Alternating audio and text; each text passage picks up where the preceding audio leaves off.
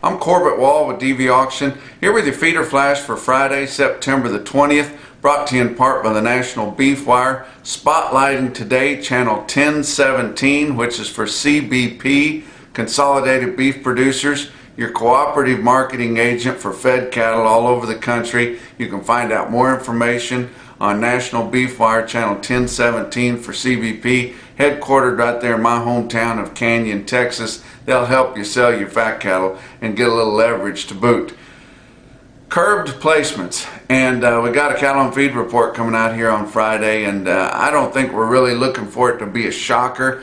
Of course, always the biggest number to look at is your placement number, and that's going to be interesting this time because it is placements for August. And we're just kind of curious to see what that's going to be, because you remember that Tyson Fresh Meats fire that happened there in Holcomb, Kansas. It scared everybody, and nobody was willing to sell their feeder cattle after that. A lot of your big auctions even canceled their sale in weeks right after that big fire, because there was so much uncertainty in the market. You weren't really sure, and nobody could tell you within $20 a hundred what your cattle were going to bring, so it was just easy to leave them at home. Most everybody had enough grass or sure enough hay to hold their cattle, so we saw a lot of light numbers of placements, and I wouldn't be surprised to see it even lighter than what the analysts have it projected to be. But you look at your cattle on feed report, the on feed inventory for September the 1st is projected to be at 99.4. That's the average of your analyst's guess, and that will be the first year-over-year decline in total inventory since December of 2016. So we've been working with a lot of cattle on feed for quite a while. Now granted, there was a lot of cattle on feed a year ago this time. That's the only way we're seeing lighter numbers than that. But I think we're just about peaked and starting to come down now, and we're going to have lighter numbers because our placements have been a lot lighter. And your placement figure for August, the average of the analyst guess, is 94.3, which seems pretty darn light. And like I said, I wouldn't be surprised to see it even lighter than that, as there was just a very light receipts in all of your auctions throughout the latter part of August for sure. And then marketings in August are 98.3, and that's a kind of a boring number to come out on the on feed, because it's so easy to figure, because the USDA tells you exactly how many cattle were slaughtered every day, so they'll peg that one. But the placement figure and the on feed figure will be interesting to see what that is at 2 o'clock Central on Friday. But your imports were also down 16% compared to last year during that August time period, and one of the reasons is because they were having a meeting with some of the agents that handle that crossing of the cattle there, so they couldn't do it hardly at all that one week, and that's a big reason for the decline. But that should also help your placement number be lighter. They are still expecting, even though we've got lighter numbers of cattle on feed, lighter placements, we're still expecting rather heavy numbers of market-ready cattle, and we've been talking about that, especially in the southern plains. Maybe not so much in the northern plains. They were still kind of recovering from the floods and the muddy pens and all the misery that they endured last spring.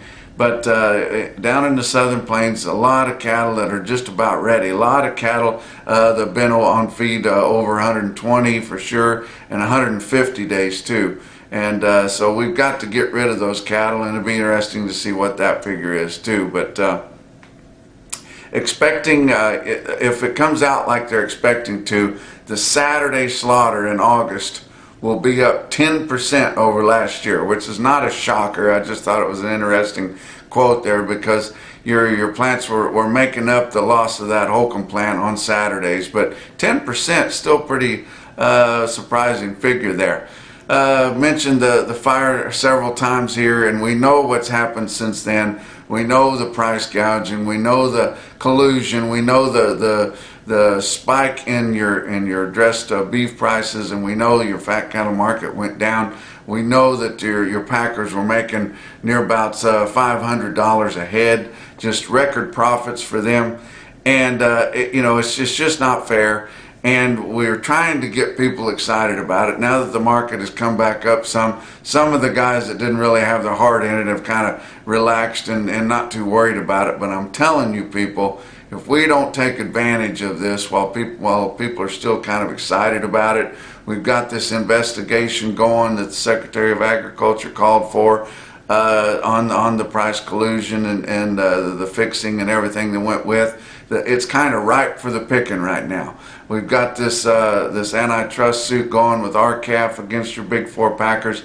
If we're going to do something and change the industry, and we still want it to be here 30 years from now, we need to do something right now.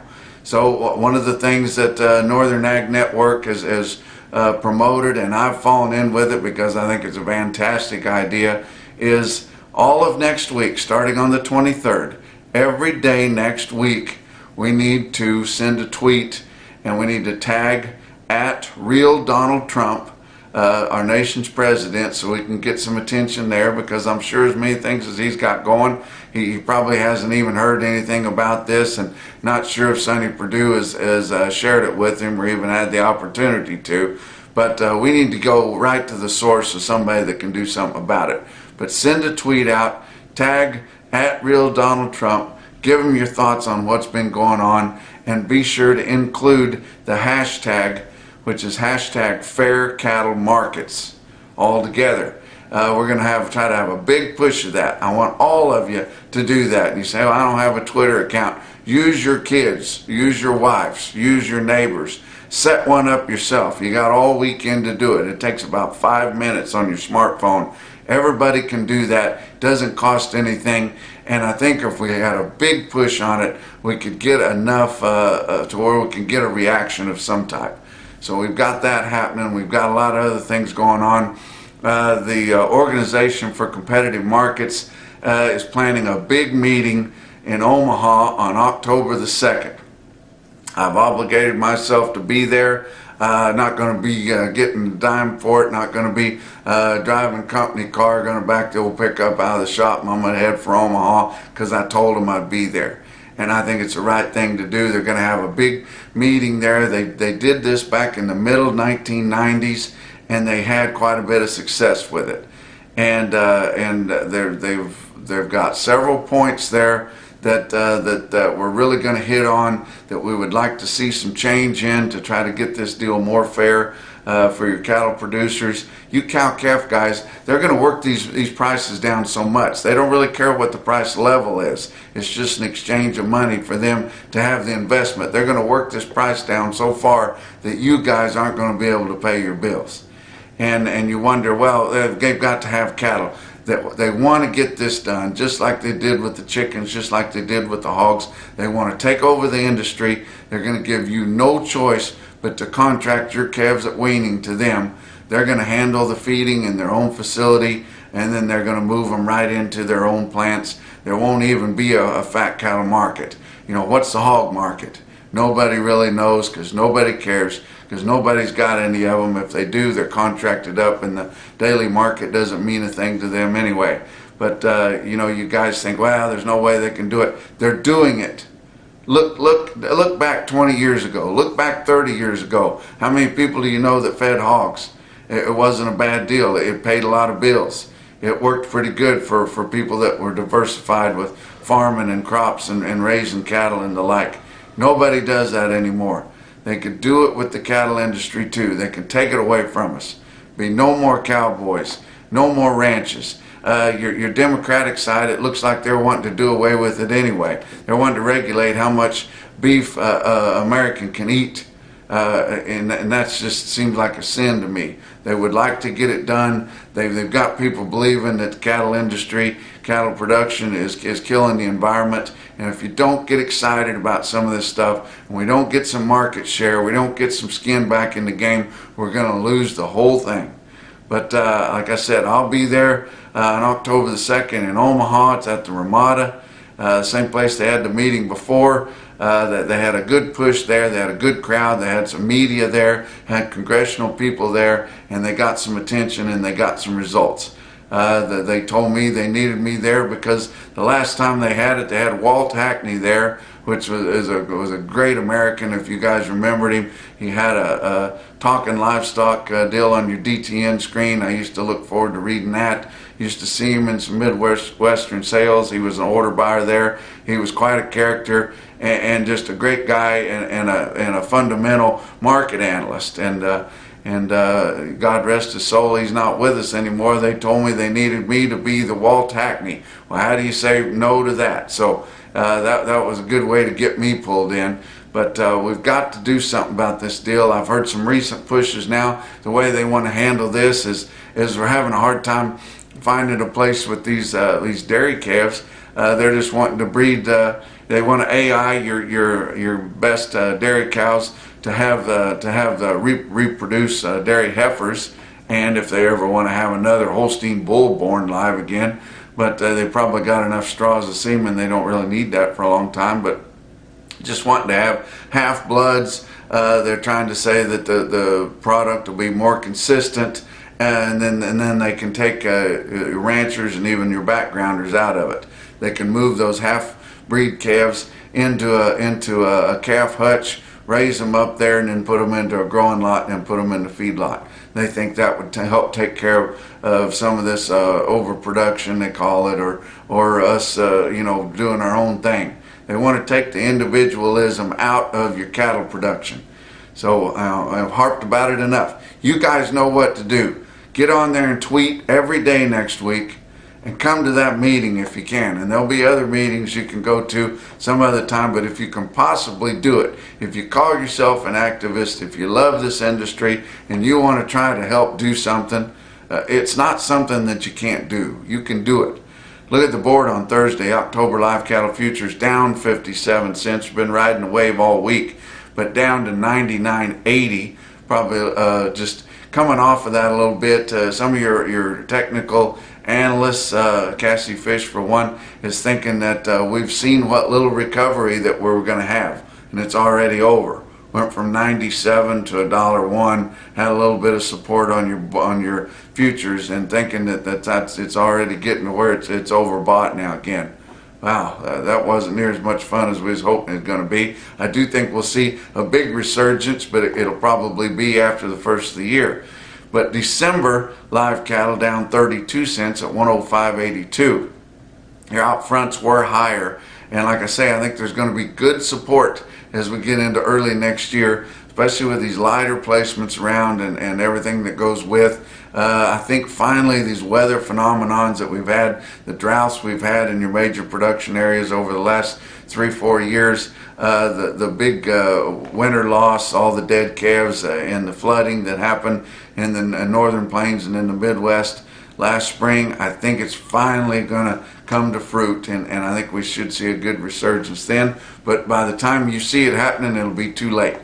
September feeder cattle up 7 cents at 139.95. October up 52 cents at 138.92. Your fat cattle trade did develop on Thursday there, and we saw a pretty good trade in your southern plains at 101. That would be $1 to mostly $2 higher.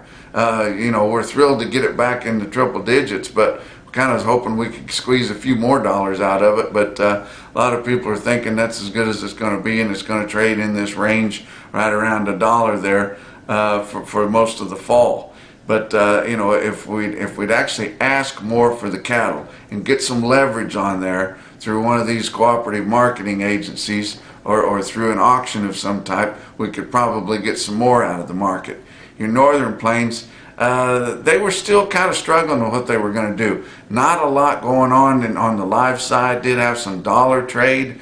Did hear of one packer that would call in at $1.02 if you would sell them. So that's probably all they're going to squeeze out of the market, because we're not expecting a big push in the board here on Friday. But your dress trade from 160 to 162. We had some plants at majors that were getting cattle bought at 160. And some regionals at 162.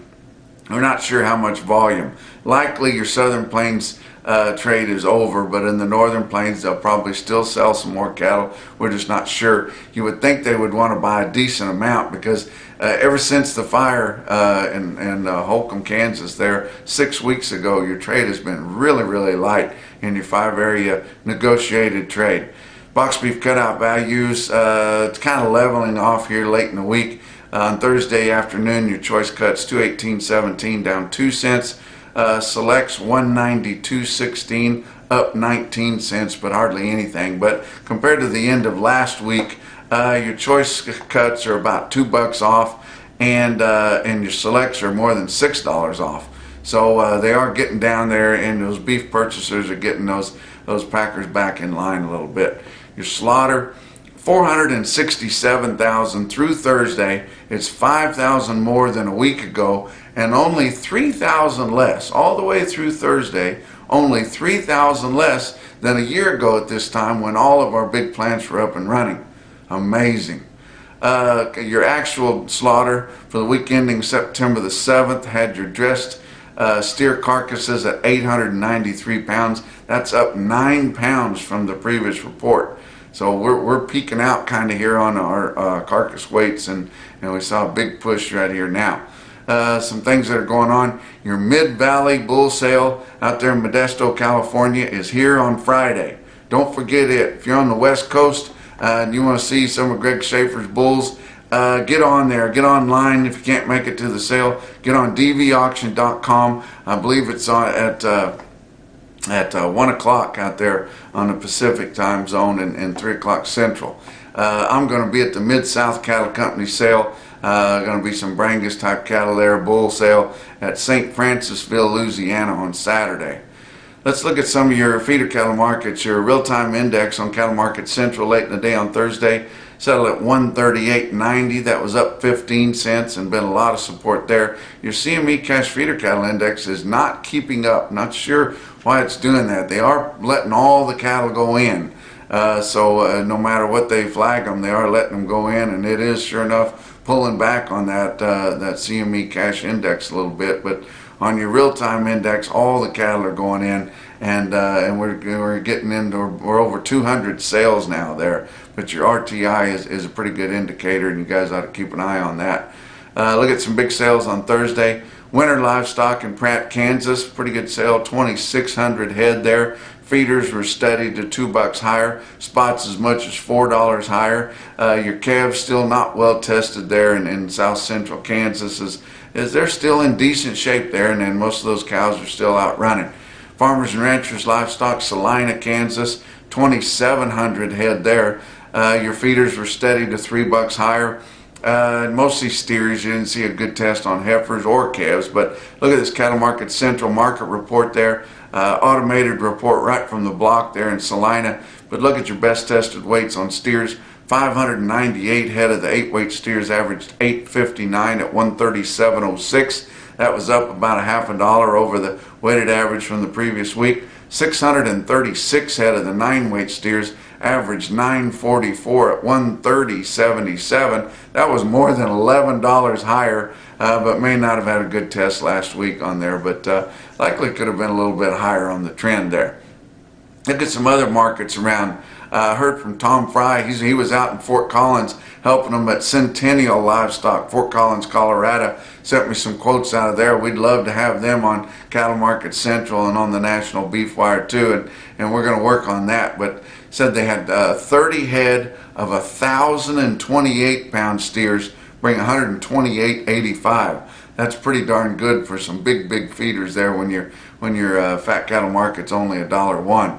They had a big special out at Bluegrass Stockyards in Stanford, kind of a customer appreciation day there. Talked to Jerry Romine, said they had a good run there, and you can see on this automated report out of Cattle Market Central, they had about 2,400, 2,500 head there. Said they were done by 4 o'clock in the afternoon. It's not a mom and pop one at a time sale, not with Bluegrass Stockyards. Look at a good test of some steers. 446 head of the 7-weight steers averaged 741 at 137.17. That was more than $5 higher than last week. On the heifers, 577 head of the 6-weight heifers averaged 662 at 130.11, and that was sharply higher there.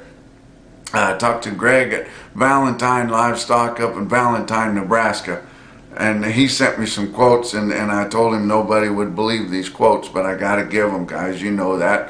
121 head, 791 pound steers bring $160.